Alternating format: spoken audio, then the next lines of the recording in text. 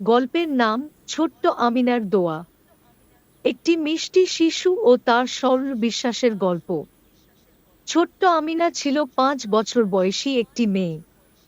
সে প্রতিদিন সকালবেলা ঘুম থেকে উঠে মায়ের সঙ্গে নামাজ পড়ত, কোরআনের ছোট সূরা পড়ত, আর নিজের ছোট বড় সবকিছু আল্লাহর কাছে দোয়া করত। একদিন গ্রামের চারপাশে খরা পড়ে গেল। অনেক দিন ধরে এক ফোঁটা বৃষ্টিও হয়নি। ফসল পুড়ে যাচ্ছিল, গরু ছাগল তৃষ্ণায় কাতর হয়ে পড়ছিল। গ্রামের মানুষরা একসাথে মসজিদে জড়ো হয়ে বৃষ্টির জন্য দোয়া করতে লাগল।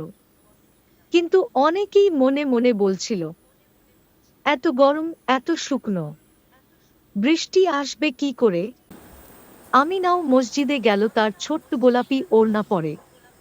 সে মাথা নিচু করে বলল, হে আল্লাহ, তুমি তো আসমানের মালিক।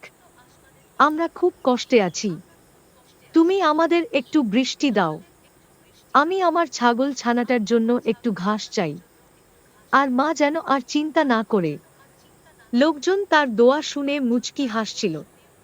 কিন্তু ঠিক তখনই আকাশে মেঘ জমতে শুরু করল। কিছুক্ষণের মধ্যেই বড় বড় বৃষ্টির ফোঁটা পড়তে লাগল। সবাই দৌড়ে ঘরে ফিরল। বৃষ্টি নেমে এল আর ধীরে ধীরে চারপাশের ধুলো ধুয়ে গেল, গাছপালা সবুজ হয়ে উঠল। মসজিদের ইমাম বললেন, আমরা এত বড় বড় দোয়া করেও হয়তো বিশ্বাস করতে পারি না, কিন্তু এই ছোট্ট মেয়েটার সরল বিশ্বাসই আল্লাহ কবুল করেছেন।